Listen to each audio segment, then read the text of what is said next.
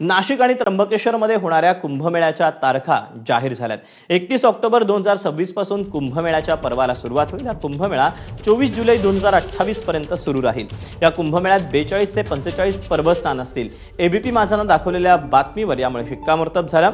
आज नाशिकमध्ये मुख्यमंत्र्यांच्या अध्यक्षतेखाली बैठक झाली। यात तारखा निश्चित करण्यात आल्या। कुंभमेळ्याच्या निमित्ताने 4000 कोटी रुपयाचे वेगवेगळ्या कामाच्या निविदा या आपण काढलेल्या आहेत। त्यातल्या काही अंतिम स्टेजवर आहेत। जवळपास 2000 कोटी रुपयाच्या अजून निविदा या आपण काढतो आहोत। प्रामुख्यानं गोदावरी स्वच्छ राहिली पाहिजे या दृष्टीनं एसटीपीचं काम असेल, त्यामध्ये जाणारं पाणी स्वच्छ गेलं पाहिजे या दृष्टीनं सर्व प्रकारचं शुद्धीकरण असेल किंवा गोदावरी वाहती राहिली पाहिजे याकरताही आपले जलसंपदा मंत्री गिरीश भाऊंनी एक चांगली योजना तयार केलेली आहे। त्याला मान्यता द्यायचा विषय असेल। आपण या कुंभमेळ्याच्या तारखा सविस्तरपणे जाणून घेऊयात। 31 ऑक्टोबर 2026 ला कुंभमेळ्याचं रामकुंडावर ध्वजारोहण होईल आणि कुंभमेळा पर्वाला खऱ्या अर्थानं सुरुवात होईल। 24 जुलै 2028 ला हा कुंभमेळा तिथपर्यंत सुरू राहील। एकूण 42 ते 45 पर्वस्नान असतील।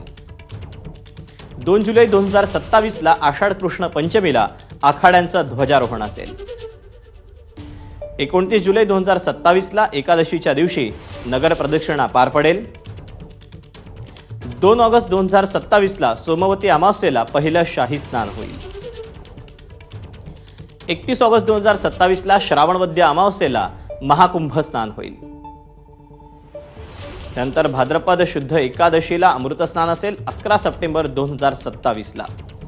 तर 31 ऑगस्ट 2027 ला पुन्हा महाकुंभ स्नान असेल आणि याच दिवशी कुंभमेळ्याच्या दुसऱ्या खंडात शाही पर्वणी असेल। 24 जुलै 2028 ला कुंभमेळा समाप्त होईल।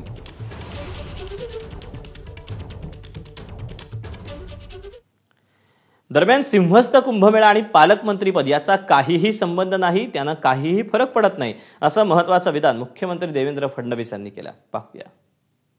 आता फक्त अमृत स्नान होतं, आता शाही स्नान होत नाही आणि हे अमृत स्नान अत्यंत महत्त्वाचं आहे। पालकमंत्र्याचा आणि त्याचा काय संबंध येतो? पालकमंत्री जातात येतात राहतात, काही अडलंय का? त्यामुळे काही काळजी करू नका।